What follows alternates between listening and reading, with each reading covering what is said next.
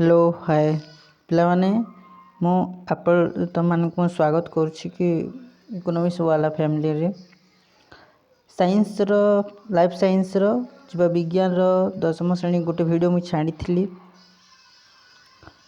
तो सेटा आमे पोषण विषय रे आमे पढ़ी सारी पोषण रो फास्ट टिके इटा next video second type part 2 video इटा ए वीडियो माने आमे जानिबा कि पोषण रो प्रकार भेद विषय आमे जाना पोषण विषय आमे फास्ट टू डिटेल्स आमे पढ़ी सारी पोषण कौन ता विषय आमे जानी बुझेला। पोषण माने काना व्हाट इज न्यूट्रिएंट्स न्यूट्रिशन माने होची देखो आमे खाउतिबा खाद्य रे अनेक प्रकार पोषण रहउची जेमति कि तमरा पुष्टि सार हला स्नेह सार श्वेत सार विटामिन्स रहउची।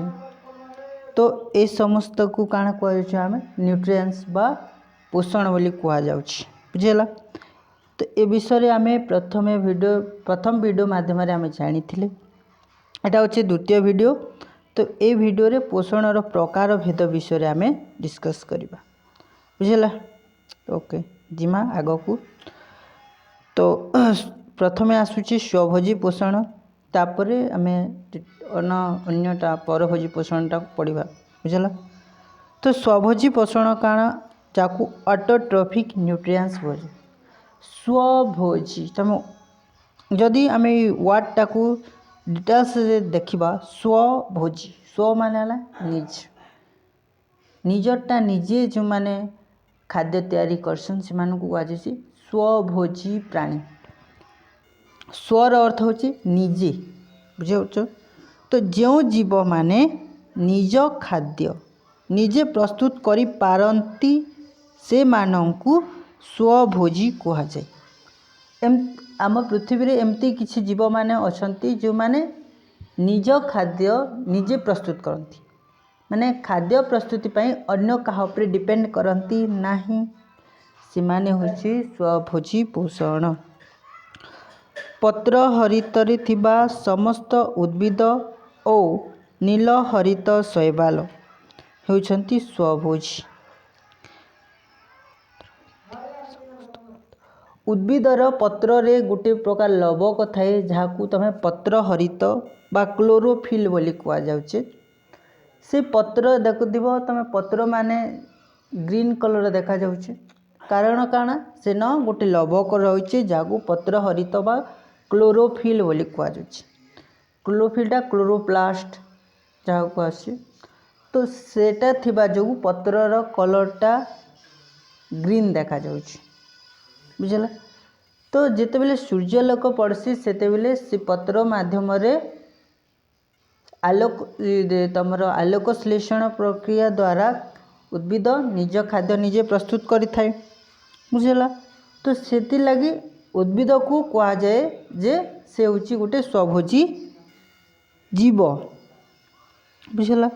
पत्र हरित थिबा समस्त उद्भिद जिते भी उद्भिद अछंती समस्त पत्र हरित थिबा समस्त उद्भिद और नील हरित शैवाल साइनोबैक्टीरिया नील हरित शैवाल ए समस्त जीव सूर्यर आलोक शक्ति को उपयोग करी सबुज कणिका उपस्थिति रे अंगारकाम्ल और जल माध्यम रे संयोग घटे श्वेतसार जातीय खाद्य प्रस्तुत करथंती।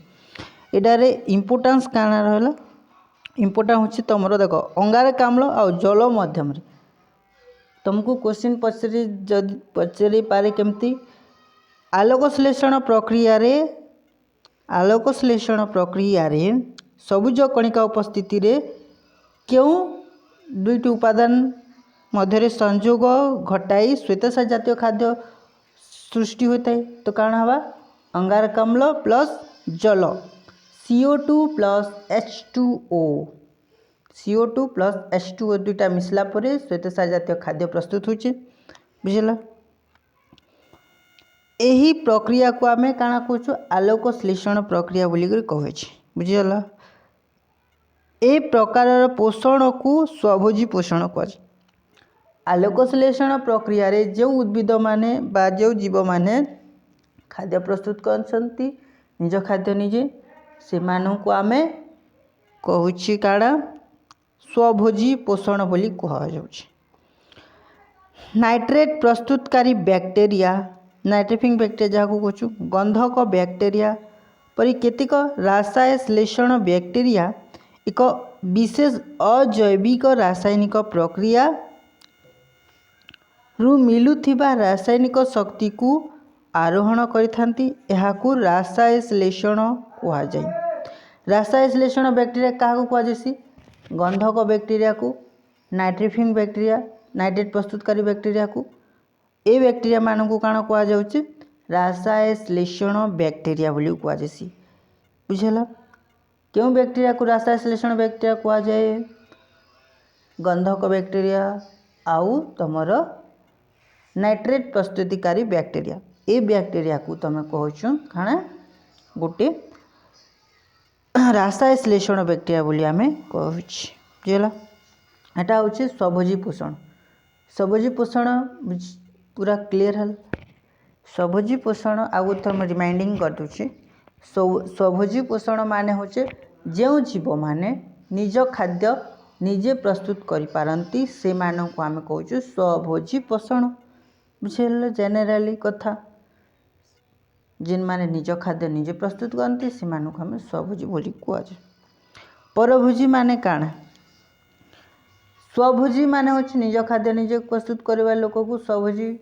परभोजी माने होचे जो माने निज खाद्य निजे प्रस्तुत न करी अन्य प्राणी उपरे आमे निर्भर करछे से मानक कहूँ आमे परभोजी पोषण हेटरोट्रोफिक न्यूट्रिएंट्स बोली न्यूट्रिशन बोली कहूँ।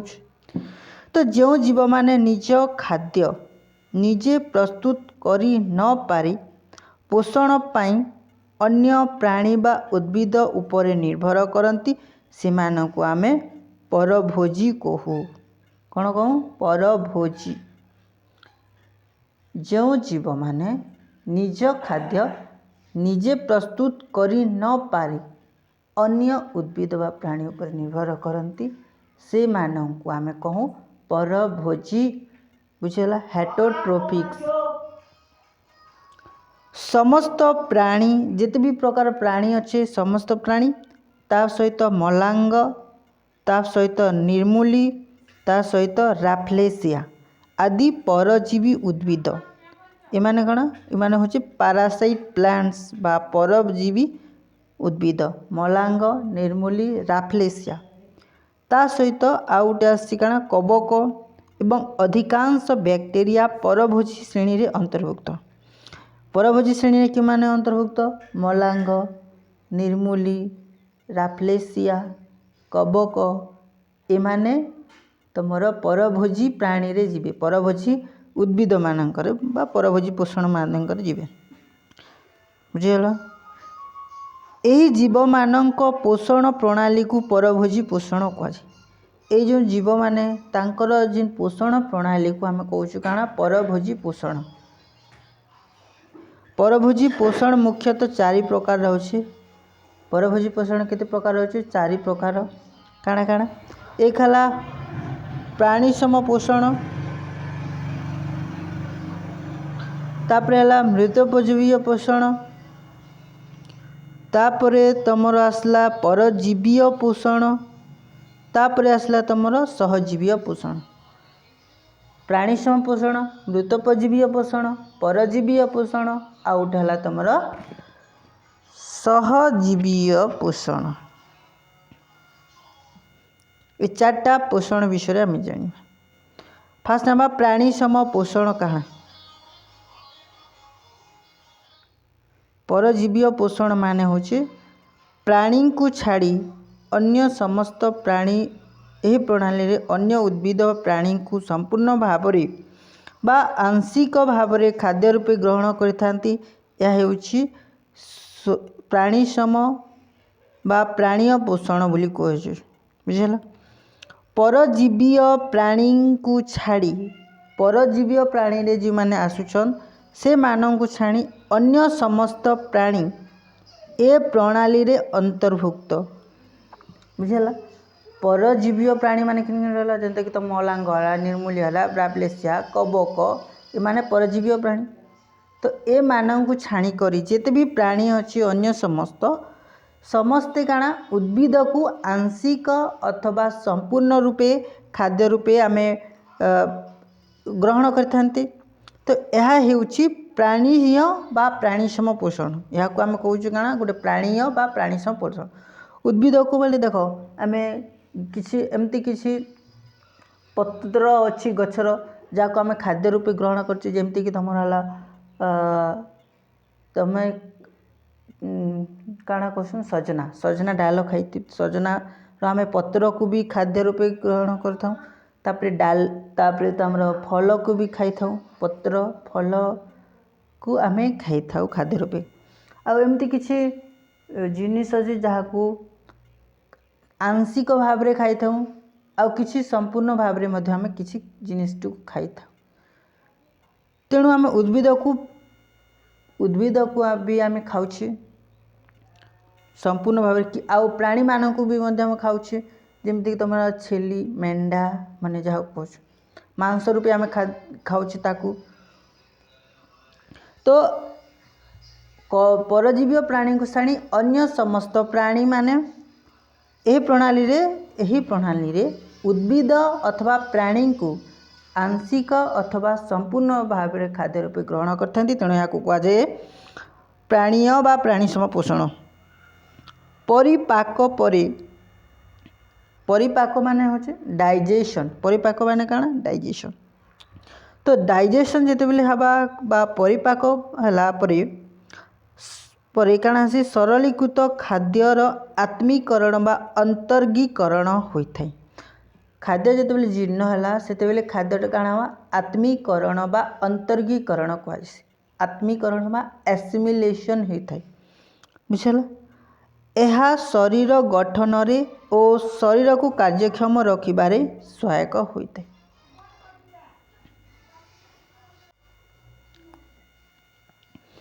मान काना कहूँ होलोजिक बा प्राणीसम पोषण बोली कहूँ।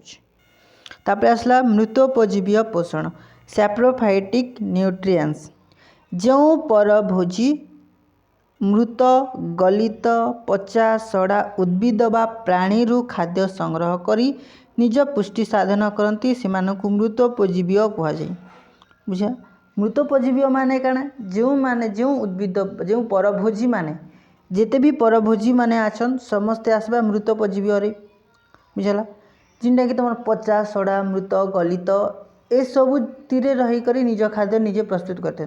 तुम देखा कौन सी जिनिस जदि मरीगला परे मेंढा हो छेली हो कि कौन प्राणी जिते मरी जाए देखि तार शरीर रु बैक्टेरिया माने ताकू रहती से मृत प्राणी उपरे बैक्टेरिया माने रही करी निज खाद्य निज खाद्य करती। किंबा कौन सी पचा सड़ा खाद्य के देखि सेन भी बैक्टेरिया माने रही था। कौन सी जिनिस जिते पची जाए आंब किंबा तुमर सेओ किंबा कदली हो जिते बेले पची जाए सेते बेले सेन बैक्टेरिया माने रही था। सेन बैक्टेरिया रही करी निज खाद्य निजे करती पुष्टि साधन। तो से भाटा को आम कहूँ काना मृतोपजीवीय पोषण। से भली मृत गलित पचा सढ़ारे जिन परजीवीय परभोजी माने रही थांती ताकू मृतोपजीवीय पोषण कही। यही जीव माने कठिन पदार्थ को खाद्य रूपे ग्रहण करि पारंती नहीं। देख मृतोपजीवीय माने कि कठिन खाद्य को खाद्य रूपे ग्रहण करि पारंती नहीं। से माने काना करती साधारणतः खाद्य ग्रहण बेले एमाने निज शरीर रु गोटे प्रकार रस बाहर जहाँ पाचक रस बोली कह जाए बुझल। मृतोपजीवीय माने से माने कठिन खाद्य को तो ग्रहण कर पारंती नहीं। तेणु तांको शरीर रु प्रथमे गोटे रसटा बाहर पाचक रस बोली कहछन। से पाचक रस क्षरण करी करी काना करबे से शरीर बाहर ही जटिल खाद्य को सरल खाद्य परिणत करती।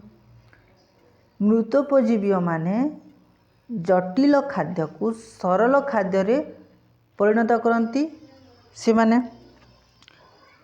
शरीर बाहर करती किंतु मनीष माने काना हुए देख आमे जटिल खाद्य को खाइला परे आमटा सरलीकृत होता है बुझला आमे शरीर भितरे आम खाद्यटा सरलीकृत है किंतु मृतोपजीवी प्राणी माने जेतेबेले खाद्यटा खाती शरीर बाहर ही जटिल खाद्य को सरल करती आमटा जटिल खाद्य सरल केतेबेले हुए जेतेबेले खाई सारला परे हुए सेटा एटा डिफरेंस रोच बुझला परे सरलीकृत खाद्य को शरीर मध्य को शोषण करी शरीर गठन में विनियोग करिथांती जेमती कि छतु जातीय कवक है ईस्ट है बैक्टेरिया परि आदि जीव मान यही पोषण देखा जाए छतु जातीय कवक जिन कवक माने छतु सृष्टि करती तुम देखि नडीटा जितेबले नड़ाटा धानर नड़ा जितेबले सुखी गदी देला परे सेटा धान काटी सारिला परे धानर नड़ाटा जितेबले रही सेन पची सड़ी जाए पची सड़ी गला परे सेन बैक्टेरिया माने रही जंती कवक बैक्टेरिया से कवक बैक्टेरिया काना करसी छतु सृष्टि करसी छतु छतु से छतु सृष्टि करे से भली आउ गोटे बैक्टेरिया अच्छी जहाँ ईस्ट बोलिकर कहुच्छी कब कहला ईस्ट बैक्टेरिया है ईस्ट किन रही ईस्ट बैक्टेरिया तुम देखि कौन सी काना क्वेश्चन कि सेटा कि जेतेबेले तुमर क्षीरटा रहीगला परे सेटा काना दही हुए दही रे परिणत हुए तो दही रे किए परिणत करसी क्यों बैक्टेरिया द्वारा दही रे परिणत है क्षीरटा सेटा ईस्ट बैक्टेरियाटा क्षीर को दही रे परिणत करता है बुझल से दही रे ईस्ट बैक्टेरिया थीसी आदि जीव मान ठारे पोषणता देखा जाए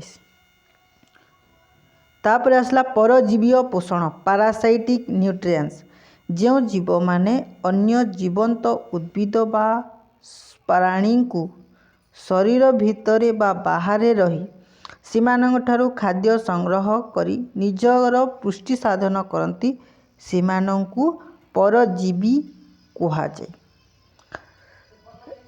परजीवी पोषण काण देख तुमको मु गोटे उदाहरण दौची आम शरीर बाहरे मुंडरे उकुणी थाए देखि उकुणी से उकुणीटा आम शरीर बाहरे मुंडरे थाए किंतु से आम शरीर खाद्यटा से ग्रहण करे केमती ब्लडटा को शोषि निए से भली तुम देखि गछरे केतिक गछ मानक देखि सेन बाहरे गछ बाहरे रही थाए जमती कि तुमर साधारण भाषा रे जदि कहबा गोयरा गछ जेनेराली जदि कहमा बोले गोयरा गछ रे गोटे जेनते कि जेनता गोटे रही थी सेन कि कहसी सेन बैक्टेरिया इटा रही तापर गछरे से प्राणी से प्राणीटा तार पुष्टि साधन करे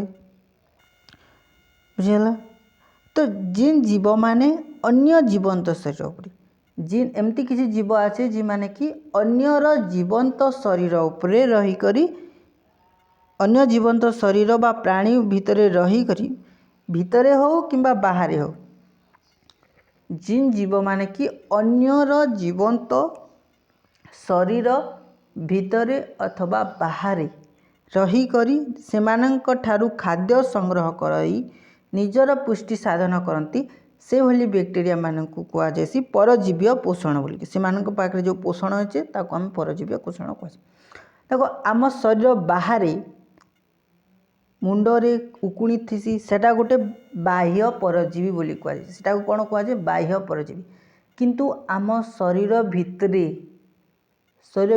किछि बैक्टेरिया रही जेमती कि तुमर मलेरिया ज्वर जेतेबेले हुए सेतेबेले मलेरिया ज्वर हला बेले को प्रोटोजुआ द्वारा ऐसी जानछ प्लाज्मोडियम बोली प्लाज्मोडियम गोटे प्रोटोजुआर से प्लाज्मोडियमटा द्वारा मलेरिया ज्वर हुए सही मलेरिया ज्वर जेतेबेले हला बेले प्लाज्मोडियमटा बाहर सेटा गोटे अंत परजीवी से प्लाज्मोडियमटा शरीर बाहर नहीं रही शरीर भितरे रही सेटा बुझला से प्लाज्मोडियम शरीर भितरे रही करी निज खाद्य निज साधन करई आउ शरीर तापरे सेटा जदि बेसी दिन रहीगला परे से जीवर मृत्यु भी हो जाए बुझेगा मैलेरिया ज्वर से लोक मैंने आक्रांत हो जाती पर सेटा बेसी दिन मृत्यु भी हो जाए। तो प्राणी ठारू से माने भोजदाता बा उद्भिद बा प्राणी ठारू सरलीकृत खाद्य को सीधा सलख ग्रहण कर निजर पुष्टि साधन करती। जेहेतु मनीष शरीर भितर रहते मनीष खाद्यटा सरल जटिल खाद्य को खाई सारापर सरलीकृत हुए से सरलीकृत खाद्य को अन्य परजीवी माने जिनटा कि शरीर भितर रही से बाह्य अंत परजीवी मध्य से सरलीकृत खाद्य को ग्रहण कर निजर पुष्टि साधन करती।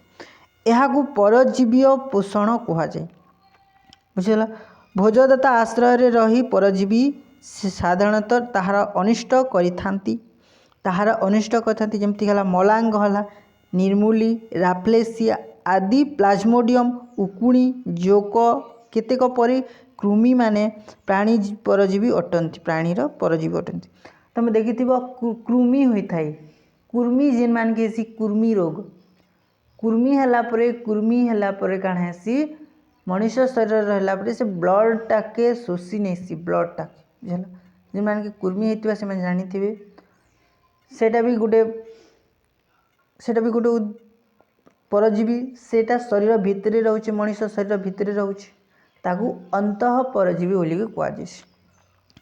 तो केतेक भोजदातार शरीर भितरे थांती आ केतेक भोजदातार शरीर बाहर थांती भितरे जिन मान थांती से मानक आम अंत परजीवी बोली कहूँ एंडो पैरासाइट बोली कहुए जमती कि तुम प्लाज्मोडियम सला तापर तुम प्लाज्मोडियम सला तापर आम शरीर भितर गोटे प्रकार बैक्टेरिया रही काण कह जान इस्चेरिया कोलाई नामक बैक्टेरिया सेटा किंतु मनीषर शरीर भितर रही आ निजर पुष्टि साधन करसी किंतु से मनीष को क्षति नहीं करे सेना सहजीवीता रही से भीतर कोऑपरेशन रही सेटा गोटे प्रकार भी परजीवी है किंतु सेटा सहजीवी परजीविता रही से भितर किंतु ए परजीवी पोषण काण है साधारणतः ये भोजदातार अनिष्ट करि माने बुझेला बाह्य परजीवी है तुम उकुणी अंत परजीवी है तुम प्लाज्मोडियम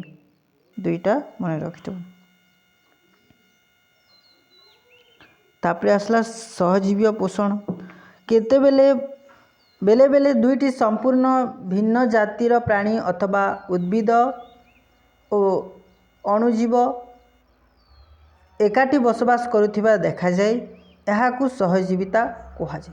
बेले बेले देखुव तुम दुईटी संपूर्ण भिन्न जातिर प्राणी हो उद्भिद हो अणुजीव माने हो एकाठी बसवास कर देखा जाए यह आम कण कहसु सहजीविता बा सिम्बायोसिस एथिरे कहीं कहार क्षति करती नहीं बरं से माने भितर पोषणर आदान प्रदान होता है यह सहजीवी पोषण कहुए। यह आम कण कहूँ सहजीवी पोषण कहुए। सहजीवी पोषण कई कहार अनिष्ट करती नहीं बरं दुई जन गोटे जगार रहीक परस्पर को कोऑपरेशन बा पोषणर आदान प्रदान रे साहाय्य करिथांती जमती कि आम शरीर भितर गोटे बैक्टेरिया रही अंतनली जहाँ इस्चेरिया कोलाई नामक बैक्टेरिया कहुए। यही बैक्टेरिया आम शरीर भितर खाद्यटा आम जो खाऊ खाद्य खाई सारापर अदरकारी अंश रही आम शरीर खाद्य खाई सारापर पची सड़ी गलापर से किसी अदरकारी अंश रही जाए से अदरकारी अंश को खाद्य रूपे ग्रहण करे इस्चेरिया कोलाई नामक बैक्टेरिया आउ से निज शरीर भितर विटामिन B12 टा प्रस्तुत करसी कौन विटामिन B12 जिते से प्रस्तुत करे आउ आमको दे थाए आउ आमर शरीर में अदरकारी जिनिसटा को से खाद्य रूपे ग्रहण करते एथिरे कहीं कहार क्षति करती नहीं बरं दुई जनकर प्रॉफिट हुए ओके तेणु यह कहुए सहजीवी पोषण बा सहजीवीता ओके तार परिवर्ते अंतनली सरलीकृत खाद्य ग्रहण कर से निजर प्रतिपालन करता है जबक्षारजान विबंधन में सहजीवी बैक्टेरिया अवदान रे सहजीवीता अन्य एक उदाहरण अटे बुझल एतकी गला तापरे फोटोसिंथेसिस बा आलोक संश्लेषण प्रक्रिया नेक्स्ट वीडियो माध्यम आम जाना ओके ठीक अच्छे सरी जाइए गुड।